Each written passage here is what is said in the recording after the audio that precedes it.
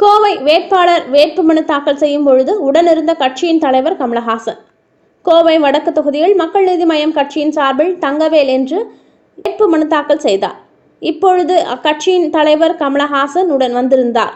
இன்று தடாகம் சாலையில் உள்ள வேளாண்மை பொறியியல் விரிவாக்க மையத்தில் வேட்புமனு தாக்கல் செய்த பிறகு செய்தியாளர்களை சந்தித்த கமல் பல நற்பணிகளை செய்த தங்கவேலுவை வேட்பாளராக அறிமுகம் செய்துள்ளதாகவும் இவரை போன்று நல்லவரின் குரல் சட்டசபையில் ஒலிக்க வேண்டும் எனவும் தெரிவித்தார்.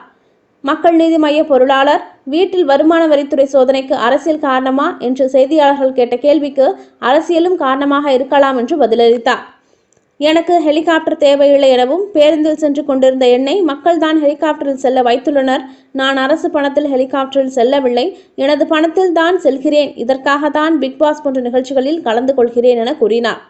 எனது கட்சி நிகழ்ச்சிகளுக்கு பல இடங்களில் தடங்கல் செய்யப்படுகிறது என்றும் கல்லூரிகளில் மாணவர்களிடம் நான் பேசிவிடக் கூடாது என்பதற்காக பூடகமாக சொல்லப்பட்டுள்ளது எனவும் எங்களது கூட்டங்களுக்கு சுலபமான அனுமதி கிடைப்பதில்லை எனவும் தெரிவித்தார். குறுகிய காலத்திற்குள் செல்ல தான் ஹெலிகாப்டரை பயன்படுத்துகிறேன். வேட்பாளர்களுக்கு தோள் கொடுக்க இத்தனை இடங்களுக்கும் செல்கிறேன் என தெரிவித்தார். எல்லோரும் தேர்தல் அறிக்கை வெளியிட்ட பின்னர் எங்களது தேர்தல் அறிக்கை வருவது நல்லதுதான் எனவும் நல்ல விஷயங்கள் மக்களுக்கு கிடைக்க மக்கள் நீதி மய்யம் முன்னோடியாக இருக்கும் என தெரிவித்தார்.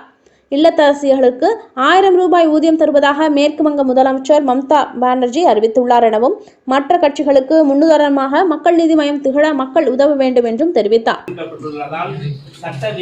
முதல் ஆட்சி அமைப்பையும் ஒருமாக்காட்டையும் நிலைநிறுத்துவேன் என்றும் ஆளுநர் மீது சூழலுக்கு உறுதி கூறுகிறேன்.